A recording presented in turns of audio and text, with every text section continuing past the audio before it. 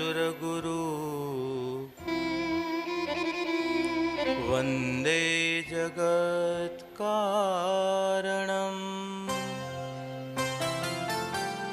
वन्दे पन्नगभूषणं मृगधरम् वन्दे पशूनां पते वन्दे सूर्यशशाङ्कवह्निं वन्दे मुकुन्दं प्रियम् वन्दे भक्तजनाश्च वरदं वन्दे शिवं शङ्करम् ॐ तत्पुरुषाय विद्महे महादेवाय धीमहि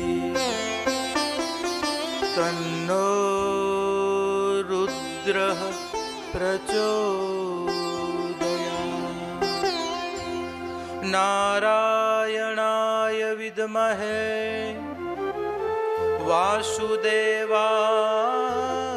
धीमहि तन्नो विष्णु प्रचोदयात्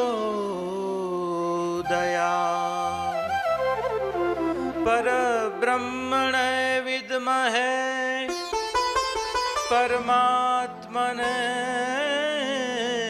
धीमहि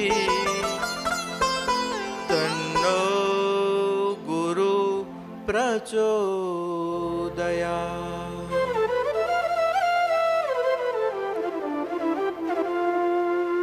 मंगलं भगवान् विष्णुः मंगलं गरुडध्वज मंगलं पुण्डरीकाक्षो मंगलाय स्तनोहरि सर्वमंगलमांगल्ये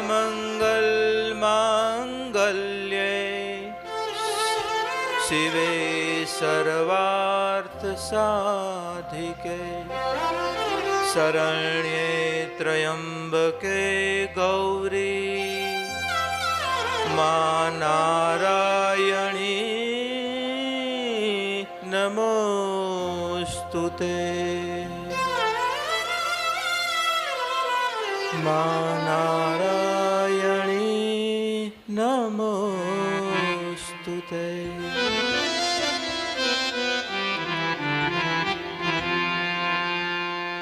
आओ शिवपा महापुराण महाज्ञान यज्ञની ધારા જ્યારે આજે સપ્તમ દિવસની વહી રહી છે ત્યારે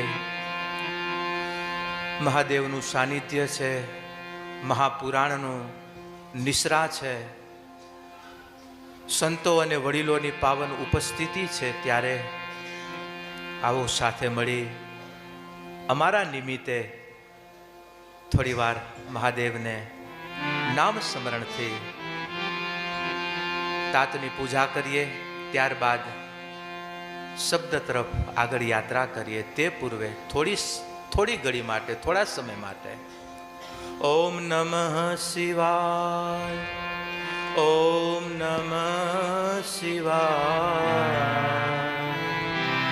હર હર ભોલે નમઃ શિવાય, ઓમ નમઃ શિવાય, ઓમ નમઃ શિવાય, હર હર બોલે નમઃ શિવાય, ઓમ નમઃ શિવાય, ઓમ નમઃ શિવાય, હર હર ભોલે નમઃ શિવાય, નમઃ શિવાય, ઓમ નમઃ શિવાય, હર હર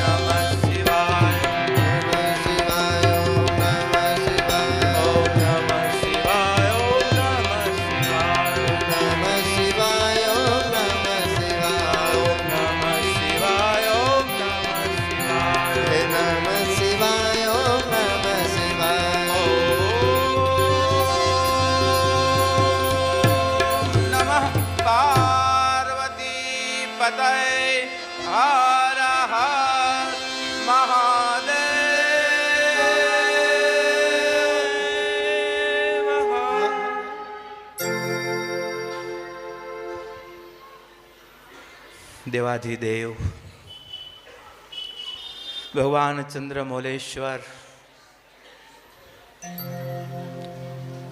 કૈલાસ શિખર પર બિરાજમાન દેવાધિદેવ મહાદેવને આ પાવન દિવ્ય ભવ્ય કરુણા ભીનો ભક્તિ ભીનો આપનો આ મહાદેવ પ્રત્યેની આ પૂજા અને એ પૂજાનું સ્વરૂપ આજે મુન્દ્રા લક્ષ્મીનારાયણ સનાતન સમાજના આંગણે મારા સમસ્ત પાટીદાર પરિવારના આંગણે રજત જયંતિ મહોત્સવ આજે સમાજને 25 વર્ષની યાત્રા પૂરી કરી અને જ્યારે આગળ ગતિ કરી રહ્યા છો ત્યારે આપના 25 વર્ષને સાધુ હૃદય હું વધાવું છું. તમને અમે વધાવા આવ્યા છીએ. આ તમારા વધામણા તો પછી લઈ અને એ પણ વધામણા લેવા માટે સીધા ઉત્તરાખંડથી આવીએ છીએ પાછા. હા બાપ, બદ્રીનાથજીના કપાટ બંધ કરી આજે ગઈ પરમ દિવસ ત્યાંથી આવી વચન હતું કે બાપુ કોઈ પણ રીતે મુન્દ્રાની ઘડી હાચવજો. બાપ, જ્યારે તમે ઈશ્વરની ઘડીઓ તમે હાચવો છો ને ત્યારે ઈશ્વર અમને તમારી ઘડીઓ હાચવવા પાતાળમાંથી પણ અમને મોકલાવી દે. યાદ રાખ.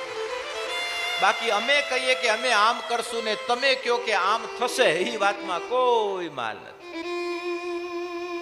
માનવ બહુ મથે જ્યારે માનવી વીગો માંડ પવાય, પણ રઘુવીર રીજે રાજડા તેદી નવખંડ લીલો જણાય. જ્યારે ઈ રીજશે અને એને રીઝવવા માટે આ બધા આપણા પ્રયત્નો છે. બધા પ્રયત્નો છે. આજે 25 વર્ષની યાત્રા પૂરી કરી આગલી જીવનની યાત્રા અને સમાજના ઉત્થાનની યાત્રાઓ કરવા માટે મુન્દ્રા પાટીદાર સમાજ શિવ મહાપુરાણ કથાનું આયોજન કરી સમાજની એકતા, સમાજની સંગઠિતતા અને ધર્મ પ્રત્યે અને સમાજની સંગઠિતતા વધે એ હેતુથી આજે 1 દિવસ 2 દિવસ 3 દિવસ 4 દિવસ નહીં પણ આજે 10 દિવસની આજે બધા ભેગા મળી કરી અને રોટલો ખાશો. બાપ, આજે ભેગા મળી અને મહાદેવની પૂજા તમે કરવા માટે બેઠા છો અને તમે કરી રહ્યા છો. અને 10 દિવસની આ યાત્રા અને એ યાત્રાનું સ્વરૂપ શ્રી શિવ મહાપુરાણ કથા અને એ કથાનું વ્યાસ સ્વરૂપ અને વ્યાસપીઠ ઉપર આજ સમાજનું એક ઘરેણું, આજ સમાજનું એક ગૌરવ, આજ સમાજની એક દેવી ચેતના એટલે અમારે મારો હૃદયનો ભાવ કહી હકી એવા માવડે જયશ્રી મૈયાના શ્રી મુખેથી વ્યાસપીઠ પર એમના શ્રી મુખેથી શ્રી શિવપુરાણ મહાપુરાણને ગાથાનું રસપાન આજે 7 દિવસથી આપ કરી રહ્યા છો અને આપે એમને આસન આપ્યું એનો પણ અમને રાજીપો રહ્યો. કારણ કે પ્રેમની કથા છે. શાસ્ત્ર છે. શાસ્ત્ર એની જગ્યાએ આચાર્યો બધા પોતપોતાની જગ્યાએ બેઠેલા છે. પણ જ્યારે આપણો ભાવ, જ્યારે આપણો પ્રેમ જ્યારે બોલાવતો હોય ને ત્યારે બાપ આજે આચાર્યો પણ આપણે આચાર્યોનું શિખર કહી શકીએ. આદિ જગતગુરુ શંકરાચાર્ય, બધા જ આચાર્યોનું જે મહાદેવ, આજે મહાદેવની કથા લઈએ છીએ. આદિ જગતગુરુ કોનું રૂપ? આદિ જગતગુરુ આદિ શંકરાચાર્ય ભગવાન શંકર મહાદેવનું સ્વરૂપ છે. યાદ રાખજો. મહાદેવ ધર્મની સ્થાપના કરવા માટે આદિ જગતગુરુ શંકરાચાર્યનું સ્વરૂપ લઈ કરી અને પુનઃ સનાતનની સ્થાપના કરી. અને એ સનાતનની સ્થાપનામાં પહેલું જગન્નાથપુરી, બીજું રામેશ્વરમ દક્ષિણે, ત્રીજું આપણું દ્વારકાપીઠ અને ચોથી ઉત્તરાખંડ જોશીમઠ. 4 જગ્યાએ આ મહાપુરુષોએ, યાદ રાખજો સનાતનમાં કોઈ શિવ તત્વ કે મહાદેવ તત્વની ભિન્નતા છે જ નહીં.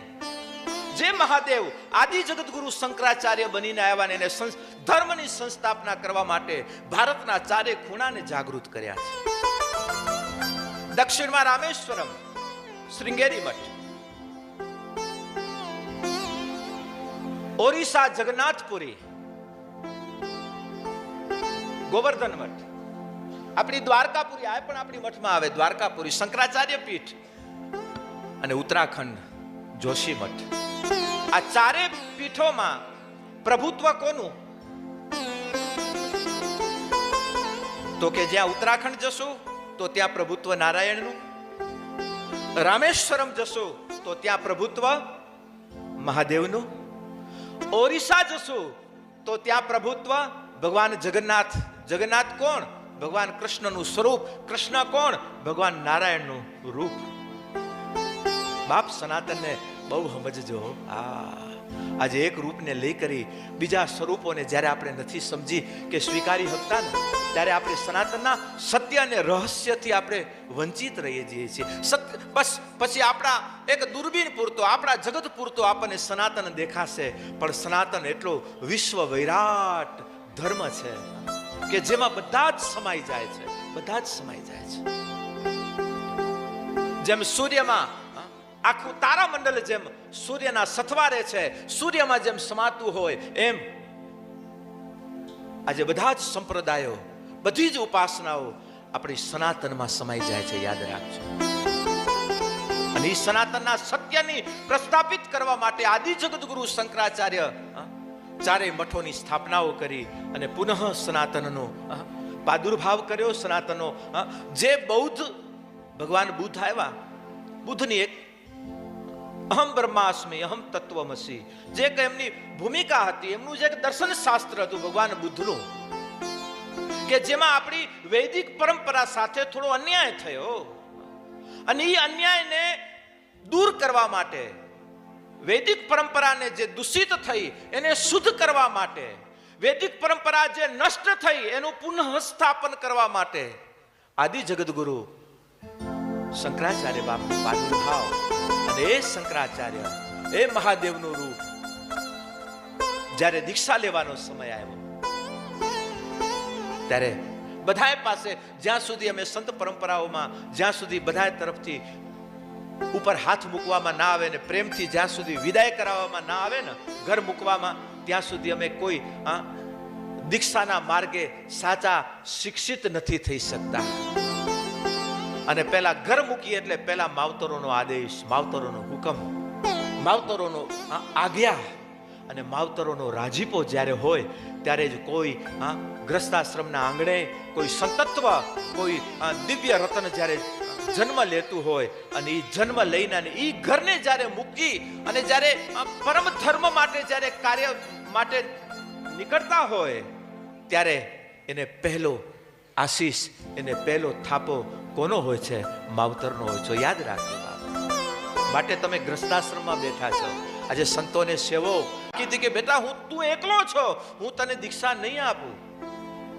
પિતા દેહોત્સર્ગ થયા, માતા એકલા, અને માતા જ્યાં સુધી હુકમ ન કરે ત્યાં સુધી સંન્યાસ માર્ગે જવાય નહીં, અને જાય તો એ પૂર્ણતા. ત્યારે માં બચાવવા માટે આવી, પણ ત્યારે આદિ જગતગુરુએ કીધું કે માં તો બચાવવા ના આપ, હું બચી શકીશ, પણ જો તું એક વચન મને આપતો આ મગર ના હમણાં મોઢામાંથી હું તને છૂટી આપું છું, કાળના મુખમાંથી એક વખત બહાર આવ.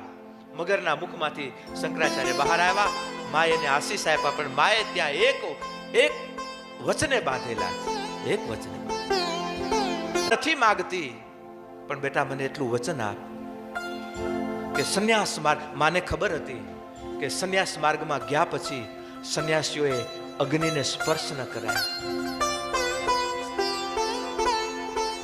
અગ્નિ કોઈને આપી ન શકાય. મને વચન આપ શંકર કે હું જ્યારે મૃત્યુ પામીશ ત્યારે મને અગ્નિ દાહ આપવા માટે તું ઊભો રહીશ. વિચાર તો કરો, માએ વચન માંગ્યું છે, અને ત્યારે ભગવાન આદિ જગતગુરુ શંકરાચાર્યએ વચન આપ્યું છે. વિચાર તો કરો, આદિ જગતગુરુ, મહાદેવનો અંશ, મહાદેવનું અંગ, મહાદેવનું રૂપ, આચાર્યોનો આચાર્ય, જગતગુરુઓનો જગતગુરુ બાપ આદિ જગતગુરુ શંકરાચાર્ય. એને ખબર હતી હું સંન્યાસ માર્ગમાં આવ્યા પછી અગ્નિ સ્પર્શ નહીં કરી શકું, છતાં પણ આજે વિચાર કરો કે જગતનો બાપ મહાદેવ સાધુ બની સંન્યાસી બનીને આવતા હોય, એને પણ માના પ્રેમ આગળ સંન્યાસ ધર્મને ત્યાં માઇનસમાં આપવો પડે, માતાના ધર્મને ત્યાં પ્લસ આપવો પડે, અને માતાના ધર્મને નિભાવવો પડે. સંન્યાસ ધર્મ નિતર સંન્યાસી બન્યા પછી અગ્નિ ના આપી શકે, છતાં પણ એમને વચન દીધેલું કે માં હું આવીશ અને તને અગ્નિદાહ હું આપીશ. અને જગતનો બાપ પણ બાપ સાધુ જગતના જગતગુરુઓના ઈ શિખર ઉપર બેહનારું તત્વ પણ જ્યારે અંતિમ સમય આવ્યો, સમાચાર મળ્યા અને આદિ જગતગુરુએ માને અગ્નિ સંસ્કારો આપ્યા છે. ટૂંકમાં કહેવાનો ભાવ કે બાપ જ્યારે પ્રેમ છે ને એની આગળ જગતનો તાત, જગતનો બાપ, જગતનો ગુરુ પણ ત્યાં બાળક બની જતો હોય. ત્યાં એની કારણ કે પ્રેમથી બીજું મોટું કાંઈ નથી, કાંઈ નથી. પ્રેમ જ ભગવાન જગતનો તાત જ્યારે જશોદાના આંગણે આવ્યા ભગવાન કૃષ્ણ, અને આપણે લીલાઓ સાંભળી હશે બધાએ, માં એને બાંધવા માટે જાય છે. બહુ ફરિયાદો આવી કૃષ્ણની, ત્યારે કે હવે બાંધી નાખો, અને જશોદા કાનાને બાંધવા દે. વિચાર તો કરો, જેને જગતને બાંધી આજે જગદીશ્વરને, એટલા માટે કાગને કેવું પડે, જેની મોહ પાસમાં એ જે આ દુનિયા બંધાણી, જેની મોહ પાસમાં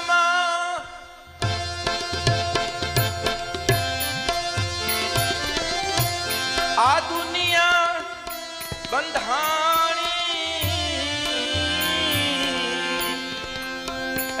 એની દેહુ તારી દોરડીએ બંધાણી રે, એ નંદરાણી તારા એ માંગણા રે, મારી તારા કેટલા એ જન્મની કમાણી રે, એ નંદરાણી તારા એ માંગણા રે.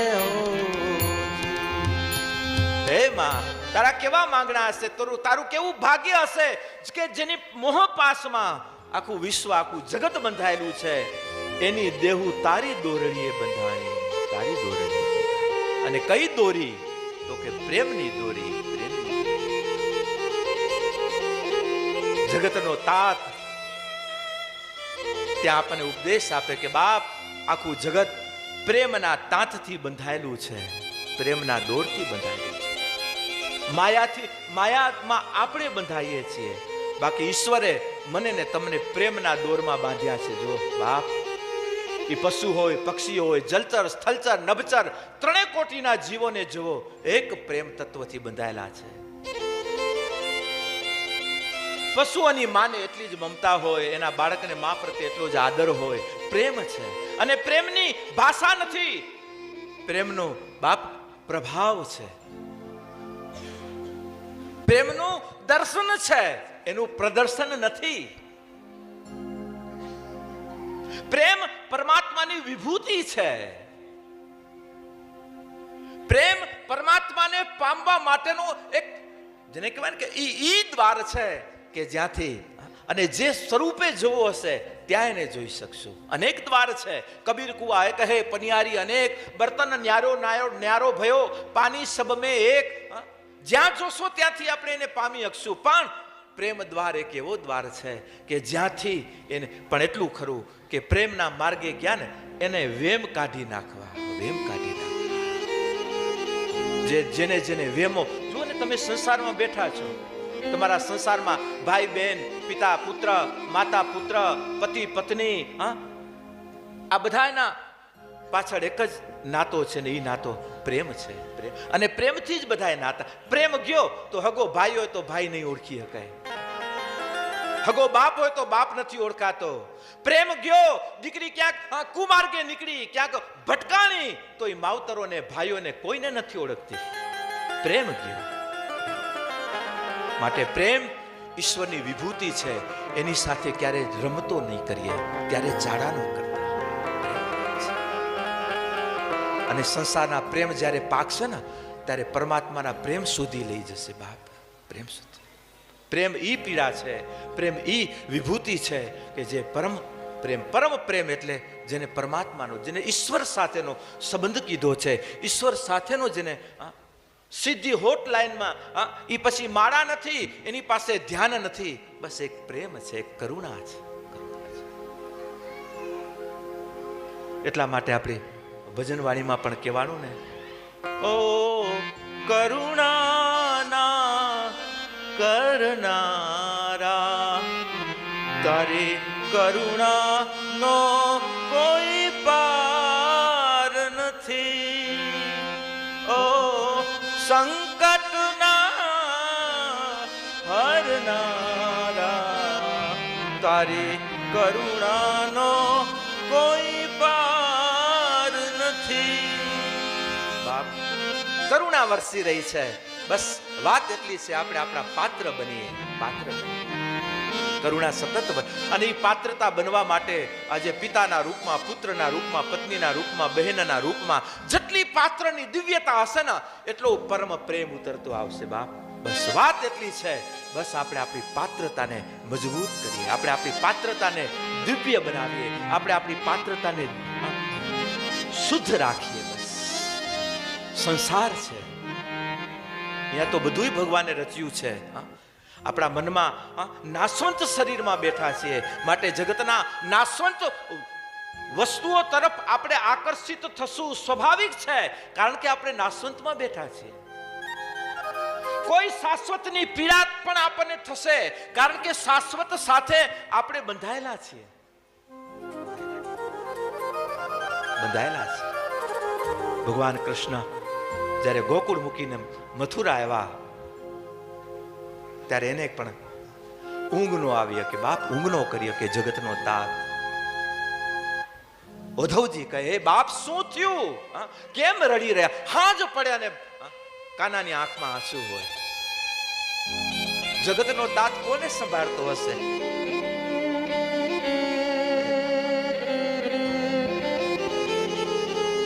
સૂર્યો અસ્ત થતો હોય, સૂર્યની સામે જોઈ કૃષ્ણ આંસુ સારતો. ઉદ્ધવજી રડે, બાપ શા માટે, શું કયું દુઃખ છે મારા કૃષ્ણને કે આજે સાંજ પડે ને દરરોજ રડી રહ્યો છે? બાપ ગોકુળથી આવ્યા પછી કઈ પીડા છે, કયું અમારાથી એવી ભૂલો થઈ, મારો કૃષ્ણ રડી રહ્યો છે? ત્યારે કૃષ્ણએ કીધું, હે ઉદ્ધા, મને કાંઈ પીડા નથી, મને માં યશોદા સાંભળે છે.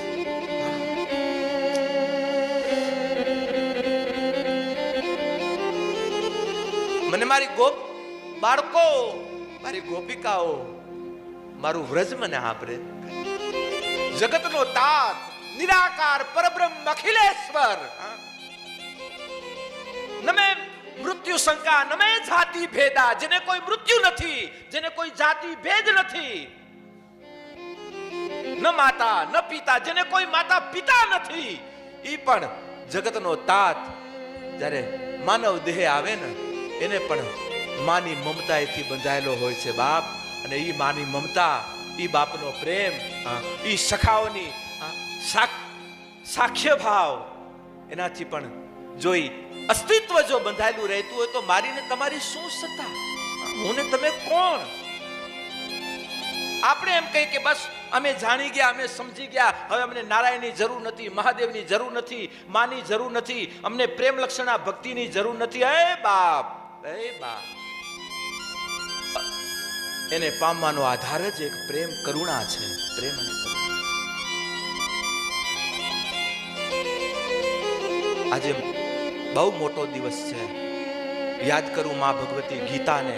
આજે ગીતા જયંતી છે. આજે ગીતા જયંતીનો પર્વ છે. આજના દિવસે ભગવાન ગીતા કુરુક્ષેત્રમાં એ ગવાણી અને એ ગીતાની આજે પ્રાદુર્ભાવ થયો. અને ગીતા કોના માટે ગવાણી? એને કોઈ જ્ઞાન, તત્વજ્ઞાન કે વેદાંતી બનાવવા માટે નહીં, એક શરણાગત ભાવ. એટલા માટે કીધું કે કરુણા, પ્રેમ અને કરુણા. કરુણા ભાવેથી જગતે ના તાતે ઈ તત્વએ બાપ ઈ ખજાનો અર્જુનને આપ્યો. અને એ પણ રણ મેદાનના સંગ્રામના ક્ષેત્રમાં, કોઈ ધર્મ ક્ષેત્રમાં નહીં, યુદ્ધ ક્ષેત્રમાં, રણભૂમિમાં, કોઈ વનભૂમિમાં પણ નહીં, કોઈની સામે નહીં. એક જ અધિકાર છે અને એ અધિકારી છે કોણ? અર્જુન. અને એ કરુણાની મૂર્તિ.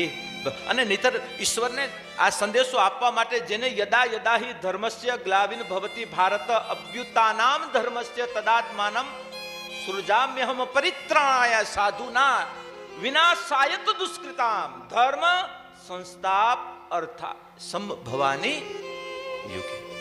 જેને કીધું કે હું યુગે યુગે ધર્મની સ્થાપના કરવા આવું છું, એને પણ ગીતા બધાની વચ્ચે ગાવી હતી, પણ એક જ વ્યક્તિની, એક જ અધિકારીની સામે ગીતા ગાય છે. અને યાદ રાખજો બાપ, આજે એ ગીતા, આજે હું ને તમે જે પૂજી રહ્યા છીએ, જે ગીતા હું ને તમે જે વંદન કરી રહ્યા છીએ, જે ગીતાને આપણું શિરમોર ગ્રંથ ગણીને બેઠા છીએ, એ ગીતા, એ ભગવતીની પરમ તત્વની ધારા જ્યારે અર્જુનને પીવરાવી તો પણ 16 અધ્યાય સુધી અર્જુન જાગ્યો નહીં. 16 અધ્યાય. કેટલા ગીતાના અધ્યાય? કેટલા? 18. ઠીક, 18 અધ્યાયમાં 16મા અધ્યાય સુધી જ્યારે ત્યાં સુધી, કારણ કે હજી શંકાઓ હતી અર્જુન, શંકાઓ હતી. આહા, બસ જો અર્જુન જેવાને જગતનો બાપ સામે તાત બેઠો હોય અને એને જો શંકાઓ જાગતી હોય તો આપણે કઈ વિષાદમાં. માટે બહુ ધીરજ રાખજો બાપ. પણ જો સત્ય હશે ને, હમણાં જ ઘરે બેઠા હતા, રવિભાઈના ઘરે, બધું અમારું માંડવી તાલુકો, અમારો મુન્દ્રા તાલુકો બધો સાથે મળીને જે ભાવ આપ્યો કે બાપુ ભગીરથ કાર્ય કરવા માટે જઈ રહ્યા છીએ, અને આવા દિવ્ય કાર્ય, સમાજની એકતા, સમાજની સંગઠિતતા, સમાજની પ્રગતિ, આવતા સમાજના ઉત્થાન માટે જ્યારે બસ આશીર્વાદ આપો કે આવા કાર્યો કરતા રહીએ. ત્યારે મારો એ જ શબ્દ હતો કે બાપ, જ્યાં ભગવાન કૃષ્ણ છે ને, આજે ગીતાના ન્યાયે કહીએ, ધર્મશાસ્ત્રોના અધિકારે કહીએ, વિજય ત્યાં જ છે જ્યાં મારો કૃષ્ણ છે, વિજય ત્યાં જ છે જ્યાં ઈશ્વર છે, વિજય ત્યાં જ છે જ્યાં સત્ય છે, વિજય ત્યાં જ છે જ્યાં પ્રેમ, કરુણા અને મૈત્રી છે, વિજય ત્યાં જ છે જ્યાં વિશાળતા છે, જ્યાં વિશાળતા છે. અને એ વિશાળતા રાખી અને ઈશ્વરને સમજવો છે બાપ. એ જો આપણામાં અહીંયા વિશાળતા નહીં હોય તો ઈશ્વરને, એ વિશાળને પામી નહીં હકી બાપ, જોઈ નહીં હકી. એની માટેની વિશાળતા.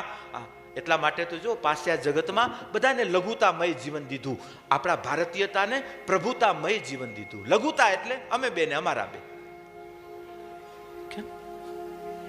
પછી બે માંથી ઉએ બે પછી નીકળી જાય, પછી અમે ને હું ને ઈ. એમાંય જો કંટાળો આવે તો ઈએ નીકળી જાય ને ઉએ નીકળી જાય. કાંઈ નક્કી નહીં બાપ, કોઈ ગેરંટી નથી, કોઈ ગેરંટી. બાપ ભણો ગણો, રેખાથી બહાર ન જાઓ. માં જાનકીને યાદ કરો, જ્યારે સીતાજીનું અપહરણ ક્યારે થયું, એવા લુખાઓ તત્વો સમાજમાં બેઠા છે બાપ. રાવણ સાધુ બનીને આવશે, રાવણ સંન્યાસી બનીને આવશે, રાવણો બાપ ભિક્ષા વૃત્તિ પ્રવૃત્તિ લઈ કરીને આવશે, પણ આપણે નહીં ઓળખી શકીએ. જો આપણે રેખામાં હશું ને તો કોઈની તાકાત નથી કે આપણે કોઈ રેખાથી અંદર આવી શકે. પણ જ્યારે રેખાથી બહાર નીકળાય છે ત્યારે બધું જો જગતની જનનીને જો રેખાથી બહાર નીકળવાથી જો અસુરોના હાથમાં એ ભગવતી જો આવી જતી હોય, એ પરાશક્તિ જો આવી જતી હોય, એ આપણને ઉપદેશ આપે છે. હું તો પરાશક્તિ, રાવણની તાકાત હતી જાનકીનો હાથ પકડી શકે, પણ સંસારમાં આવ્યા પછી ભગવતી બાપ ઉપદેશ આપે છે, રેખામાં રહેવું બાપ, રેખામાં રહેવું. નહીતર દુતારાઓ અનેક છે, અનેક અસુરો છે, સાધુઓ વેશોમાં ફરી રહ્યા છે, આજે સંન્યાસ વૃત્તિમાં ધર્મ પ્રવૃત્તિઓ કરી રહ્યા છે, પણ રેખાથી બહાર જશો તો લૂંટાઈ જશો, ક્યાંક ઉપડી જશો. અને એક વખત ઉપડી ગયા ને પછી બાપ ઘરે આવતા બહુ સમય લાગશે, બહુ સમય લાગશે. એ તો રામ હતા, જાનકીજીને લઈ આવ્યા બાપ, આપણી પાસે એવી રામમય ભાવના નથી કે પછી આપણી મર્યાદાઓને આપણે પાછી લાવી શકીએ. માટે આજે ઘરો, પરિવાર, સમાજ, કુટુંબ જેટલું બને બાપ કેટલા દિવસની જીવન લઈને આવ્યા છીએ. આજે મારું ને તમારું ને અમે ને તમે ને બાપ ઉમા જઈને શું જવાબ આપશું? ઉમા જઈ કરીને કઈ પોથી લઈને આપણે જશું એનો વિચાર. જેને જે અહીંયાના પોથા વાંચીને જેને આ ખોપરા ભરી લીધા ને એને શાસ્ત્રોનું જ્ઞાન નથી. બહુ ભણ્યા, બહુ એજ્યુકેટેડ થયા, સમય એની અંદર ગયો, શાસ્ત્ર પ્રત્યે ક્યારે દ્રષ્ટિ નથી રાખી, કોઈ શાસ્ત્રને સમજાવવા વાળું કોઈ વ્યક્તિત્વ એમને નથી મળ્યું. પરિણામે અત્યારે ઉપરના મોભીઓ પણ અત્યારે બાપ પોતાની બૌદ્ધિકતાએથી અત્યારે સમાજની અસ્થિરતાઓ કેમ ઊભી થાય એના પ્રત્યે જ ચિંતન કરી રહ્યા છે. જો એની બૌદ્ધિકતાઓ હોય, એનું એજ્યુકેશન, ગ્રેજ્યુએશન જો યોગ્ય અને શિક્ષિત અને દીક્ષિત હોય તો અત્યારે ભણેલો ગણેલો ક્યારે સમાજને તોડે નહીં. બાપ એ ભણવા વાળાની નિશાની નથી કે કોઈ ગ્રેજ્યુએટ થયેલો દીકરો, ગ્રેજ્યુએટ થયેલી દીકરી કોઈ સમાજના અહિત માટે, સમાજની કોઈ આમ મારું ને તમારું ને અમે ને તમે કરતા હોય ન કરે બાપ, ન કરે. અને ભણેલો જો મારું તારું કરતો હોય એ આપણા દુર્ભાગ્ય કહેવાય. અને એ દુર્ભાગ્ય ઘણા સમાજોમાં છે. ઉપર ભણેલા ગણેલા એટલા મોટા મોટા છે પણ પોતાના ઈગા માટે બાપ આજે જ્યારે સમાજના દુરુપયોગ કરે, જ્યારે રાજસત્તાઓમાં આપણે જોઈ રહ્યા છીએ ને આજે અમુક પક્ષો છે કેટલા વર્ષોથી આ સમાજને દોતો જ રહ્યો. આપણે હિન્દુત્વ સામે કોઈ ધ્યાન રાખ્યું જ નહીં બાપ. આમ અમુક એના જ ઘર, એની જ પાડાને એની જ વાડા મોટા કરવામાં અમુક આખા પક્ષો સ્વતંત્રતા મળ્યા પછી હમણાં સુધી એની અંદર જ લાગેલા હતા. આ તો ગાંધી બાપા બાકી રાખી ગયા હતા, એ વળી પાછા બાપાની જગ્યાએ આપણે કાકા મૂક્યા હે. કરે બધું હરખું બાપ. અને આ પુરુષને, આ વડીલને આજે મોદી સાહેબ આજ બાપ સામાન્ય વ્યક્તિત્વ નથી. યાદ રાખજો, ગુજરાતની ગૌરવતા, સનાતનની ગૌરવતા, હિન્દુત્વની ગૌરવતા આજે પૌરુષત્વમાં આજે આપણી બધાની ભાવના એ વ્યક્તિત્વ સાથે જોડાયેલી છે બાપ. અને આજે વ્યક્તિત્વ હિન્દુત્વ માટે, સનાતન માટે બાપ આજે વિશ્વ પગે લાગી રહ્યું છે.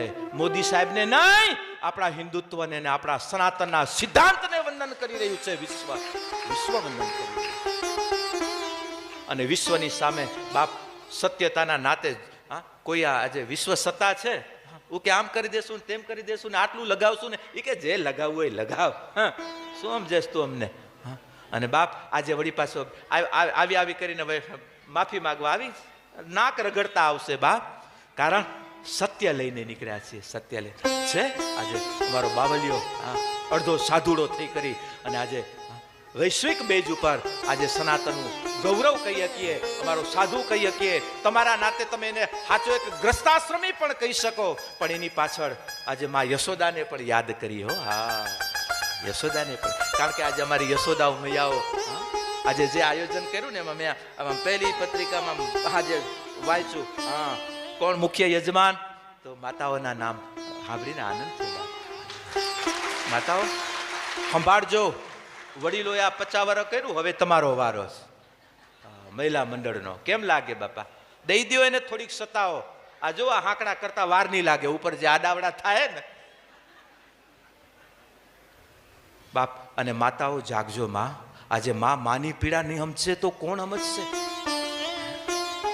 આજે દીકરીની વેદના માં નહીં પૂછો એમને શું તમે ગુનાહ કર્યા છે કે આજે તમે બોલાવી ન શકો બાપના ઘરે દીકરીઓને? શું ગુનાહ કર્યા છે એને એ ભાગીને ગઈ છે? બાપ સત્યને સમજો. આજે ધર્મ મહાદેવના ખોળામાં બેઠા છે એટલા માટે કહું છું. મહાદેવ એટલા માટે દેવાધિદેવ મહાદેવ કે એટલા માટે સનાતન વિશ્વની સર્વોત્તમ સત્તા એટલે વૈશ્વિક સત્તા એટલે સનાતન. અને એ સત્તા ઉપર આજે મહાદેવનું જ્યારે ગાન અને પાન કરી રહ્યા છીએ. અરે મહાદેવ નું ખાલી તમે મંદિરના દર્શન કરજો બાપા, બધા એને જો બધા વિરોધીઓ છે એકબીજાના, પણ કેવા આમ હાચવીને બેઠા છે. આ મહાદેવ છે એટલા માટે એને દેવાધિદેવ મહાદેવ કીધો છે બાપ. ભગવાનનું વાહન શું? નંદી. માનું વાહન બે દુશ્મન છે ને એકબીજાને. એક હમણાં ફાળી ખાય, હમણાં પંજો ના વળી પાછો નંદી કહેતો કે હા મહાદેવ મારી બાજુમાં શું કરી લઈશ તું?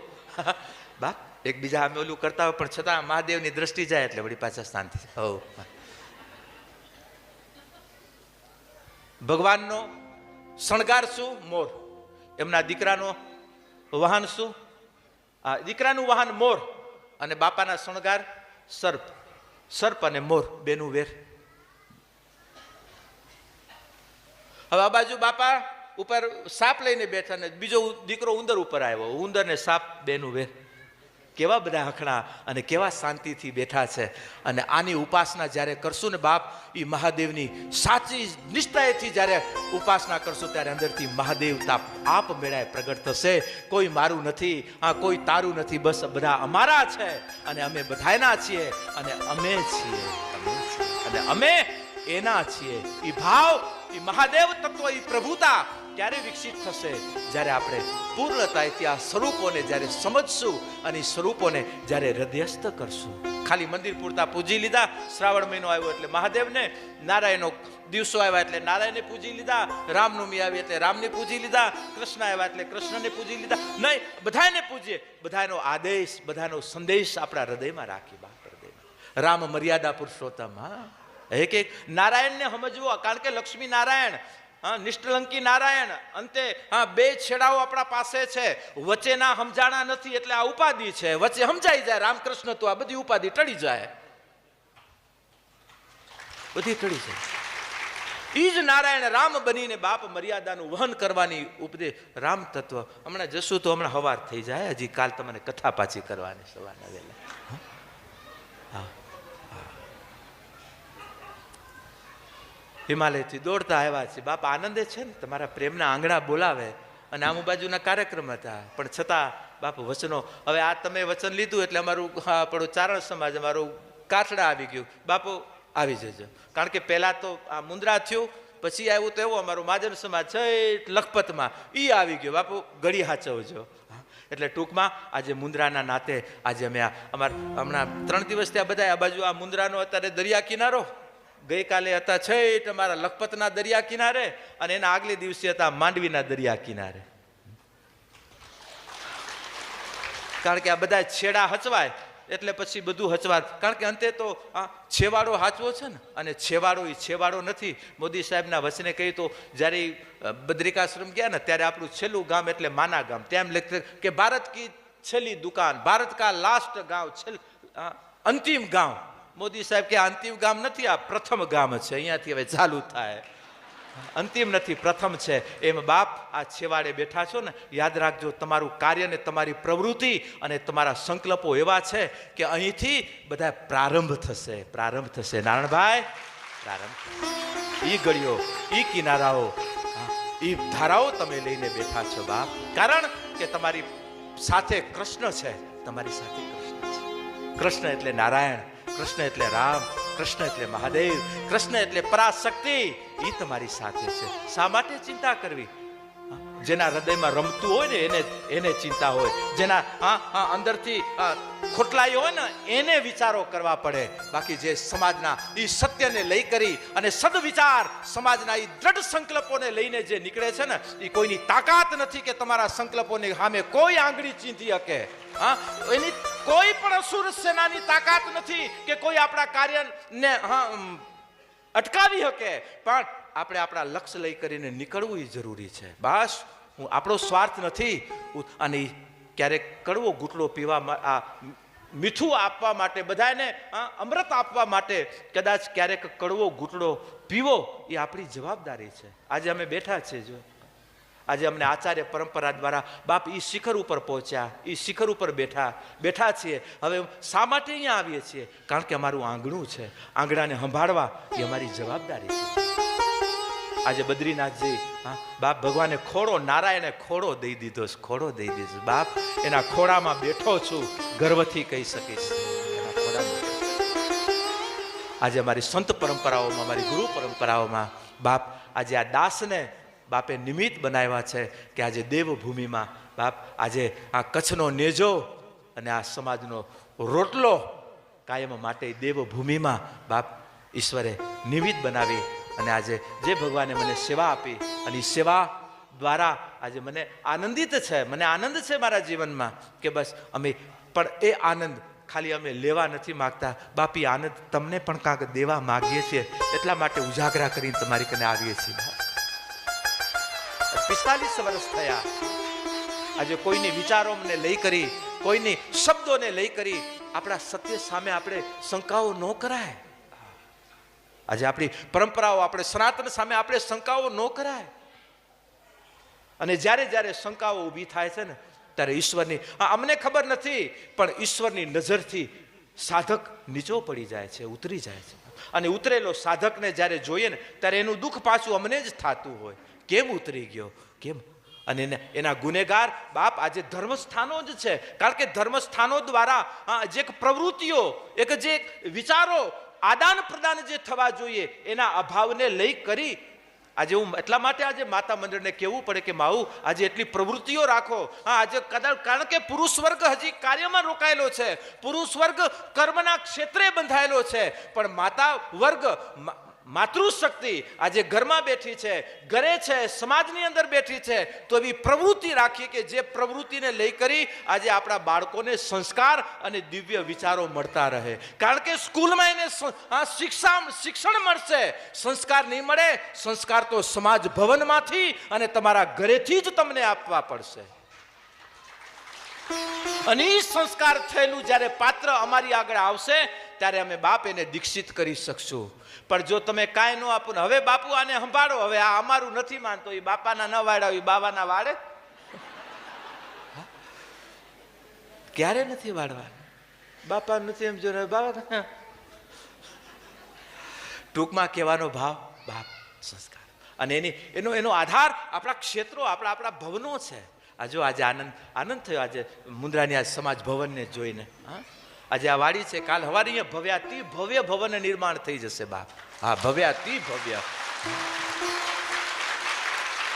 મુન્દ્રાની દિવ્યતા, મુન્દ્રાની પ્રગતિ, મુન્દ્રાની એકતા, મુન્દ્રા તાલુકાની એ જે ગતિ છે, મુન્દ્રા તાલુકાની કે વિચારધારા છે બાપ.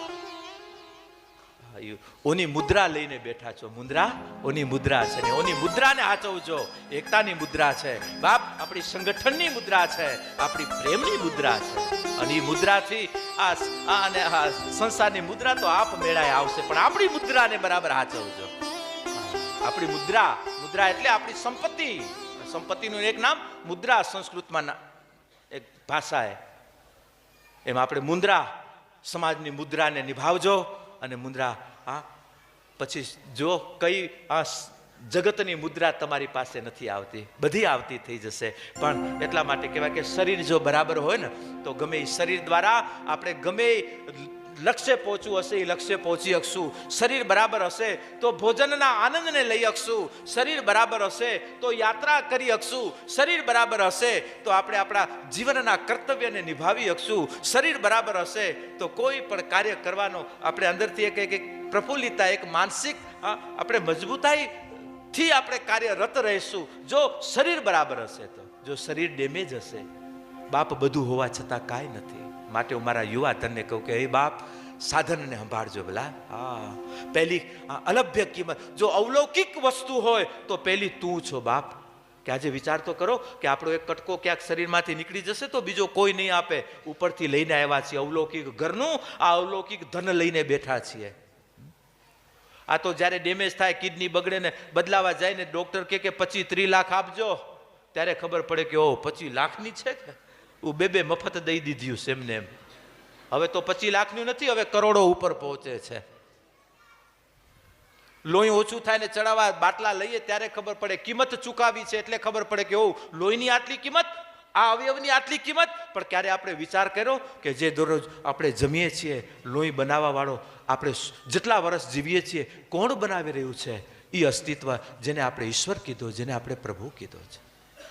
બાકી તો જો આપણે આપણા પોતાનાપણાની જો આપણે કિંમત ન હોય તો યાદ રાખજો, પ્રભુ ક્યારે આપણી કિંમત નથી કરવાની.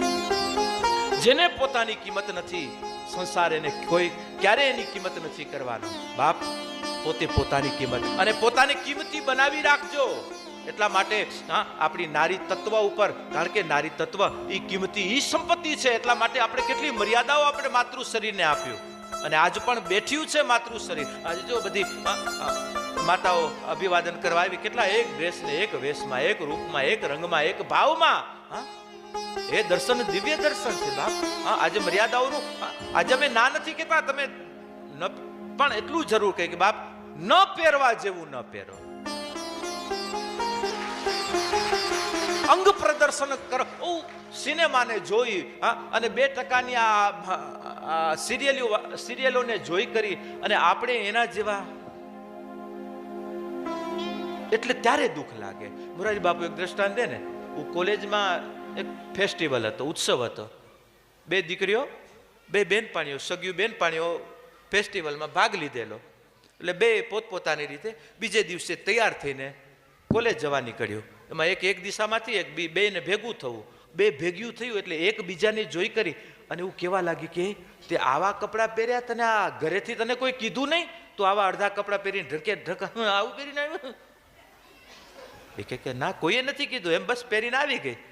એ કે મારા ઘરમાં તું આવું કપડું પહેર્યું તો મને મારો ભાઈ, મારો બાપા તોડી નાખે, પગ ભાંગી નાખે, અને તું આવા પહેરી નીકળી, તને કોઈએ કાંઈ ન કીધું? એ કે ના, કોઈએ કાંઈ ન કીધું. મમ્મી વઢી જ નહીં? કે ના, બિલકુલ મમ્મી ન વઢી. એ કે હવે જઈશ ત્યારે વઢશે.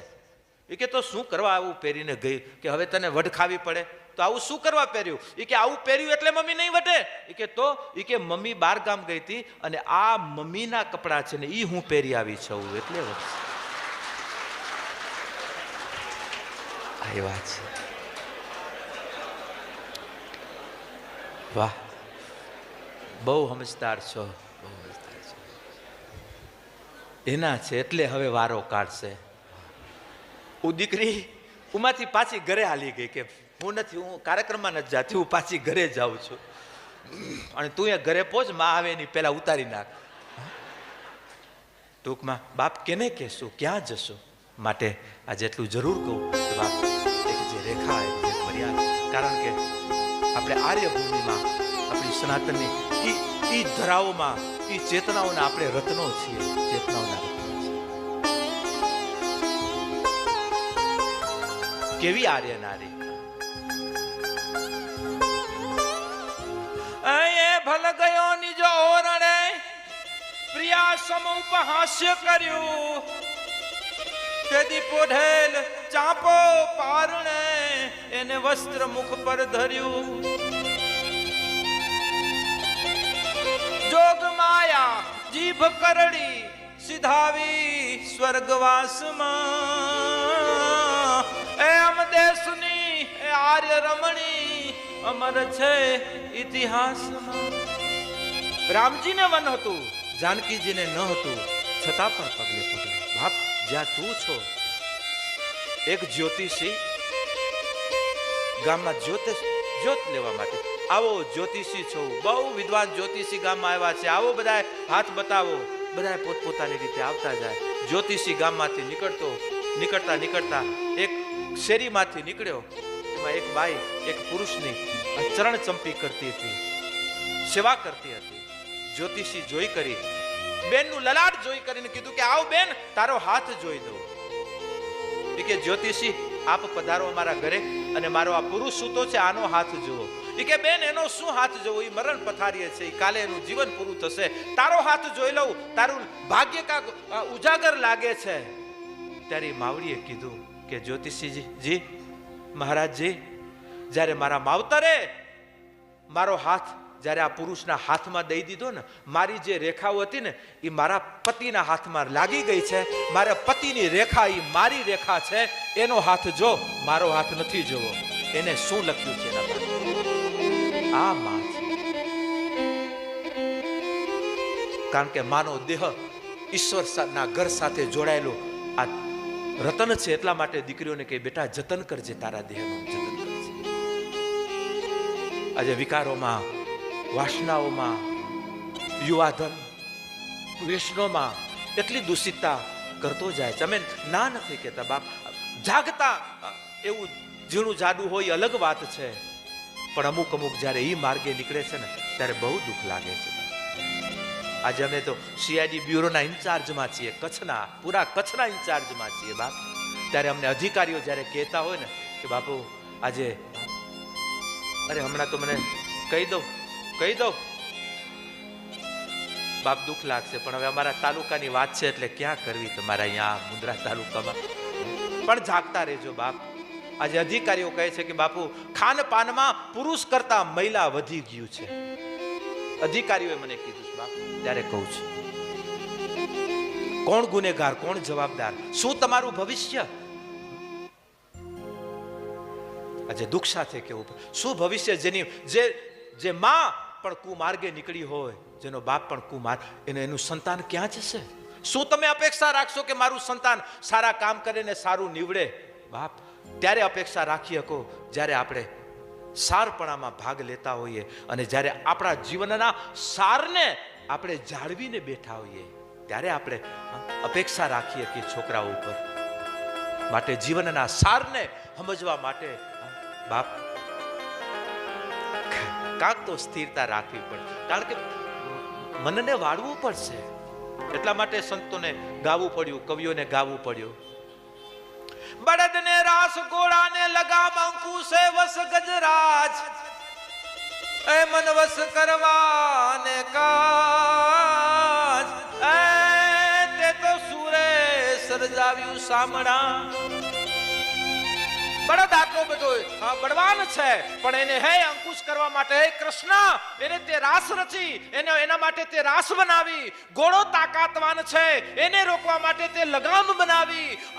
ગજ આટલો બધો બળવાન છે, એને રોકવા માટે, તે ગજને રોકવા માટે એક નાનો અંકુશ બનાવ્યો. પણ હે કૃષ્ણ, આ મનને રોકવા માટે તે શું બનાવ્યું? મનને કેમ રોકવું? મનને કેમ? બસ ત્યારે આપણા સંતો કે મનને રોકી નહીં હકાય, બસ મનને મારી નહીં હકાય. બસ મન જેનું છે, બસ એને જ્યારે હોંપશું ત્યારે મન શાંત થશે. ને મન એનું દીધેલું છે, એના ચરણો તરફની આપણી ગતિ હશે તો મન ગમે ત્યાં ભટકાય અને પાછું, કારણ કે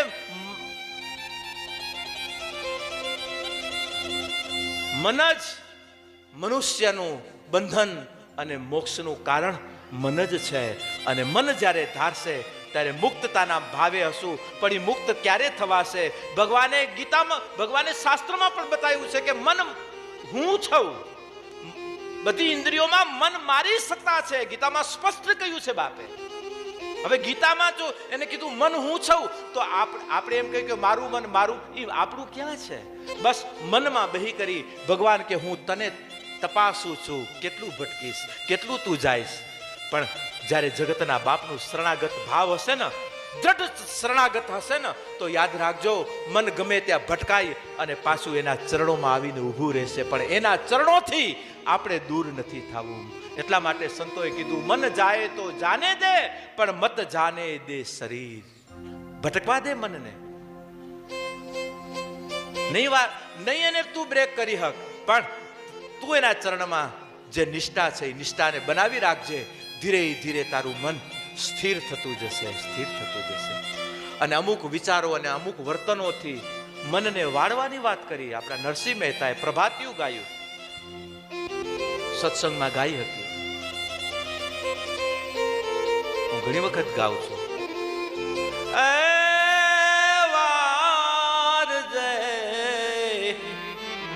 તું વાર જય, તારા મનના વેગને વાર જય. પ્રભાતે ઉઠી જીવ તું શ્રી હરિ એ સંભાર જય, એ વાર જય, તું વાર જય. મારજે નહીં, વારજે. વાળવું છે. કેમ વળે? મન ત્યારે વળશે જ્યારે ખીલો મજબૂત હશે. અને ખીલો એટલે ધર્મ, ખીલો એટલે સંકલ્પ, ખીલો એટલે દૃઢતા, ખીલો એટલે એકતા, ખીલો એટલે તટસ્થતા. એની ઉપર જ્યારે આપણે બંધાયેલા હશું ત્યારે મન ગમે ત્યાં ફરી પાછું ત્યાં જ આવીને ઊભું રહેશે. ઘણી વખત મનની અસ્થિરતાને લઈ કરી અને ઘણા ભજન મૂકી દે છે, માળાઓ મૂકી દે છે, ધ્યાન મૂકી દે છે.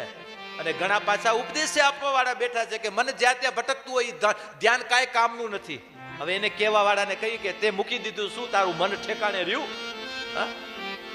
નહીં, વાર છે, ધીરે ધીરે વાળતા વાળતા બસ આપણે વારી ક્યારે હકશું? જ્યારે એના ચરણમાં આપણે બેઠેલા હશું.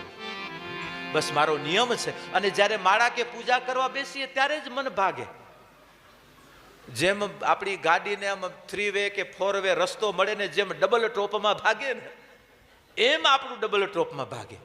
એને ખબર પડી કે હવે રનવે મળી ગયો, હાલો એ ભલે એની માળા કરે ને આપણે નીકળીએ ને એવું ભાગે કે ક્યારેક ક્યારેક તો માળાએ પડી જાય વળી કંઈક તો એવું મન ઓલું ચગડોળાવે ચડાવે કે ક્યારેક નિંદ્રાને ભેગું લઈ લે. પછી માળા કરવાની જગ્યાએ આ નાદ ચાલુ થઈ જાય. ઘણા કે બાપુ હું